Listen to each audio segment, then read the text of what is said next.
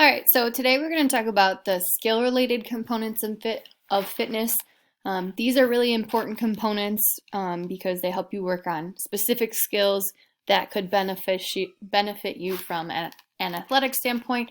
And some of these skills you'll find are just really beneficial to your everyday life. And as you're aging, you'll want to make sure that you improve on these skills to have a better life, okay? So there are 6 components. So the first component is speed. So speed is the ability to move quickly or cover a distance in a short period of time. So there's a lot of examples with speed, but some specific ones would be sprinting, tuck jumps. We did those in the Spell Your Name workout. Well, you did if you had the letter M.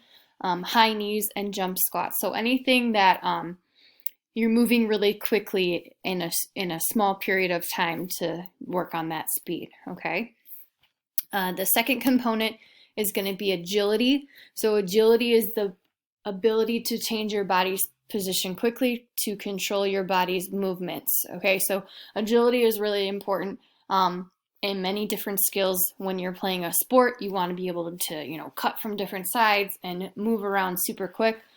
So ways to improve your agility would be like the agility ladder drill. You can see this picture over here. This guy's working on an agility ladder.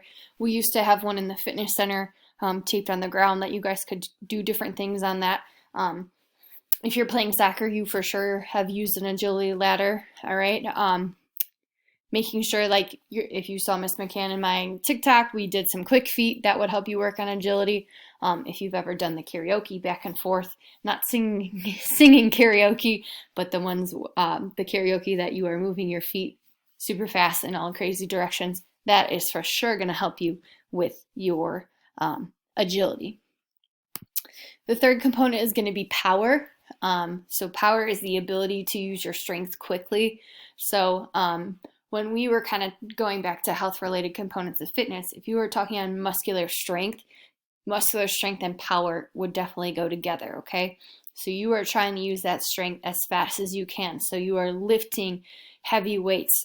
This picture over here, this guy is doing a deadlift. So you can deadlift, you can squat, you're doing 1 rep max. So power has to do with heavy stuff, okay?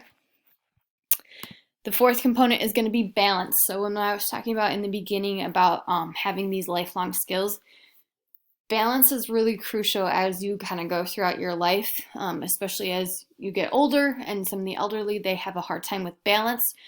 So balance is the ability to keep an upright position while moving or standing still.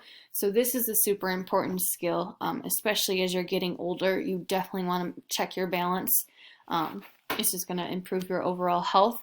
Some examples of balance would be like yoga, Tai Chi, or balancing on different objects. We can see in this picture, this girl is balancing on a Bosu ball.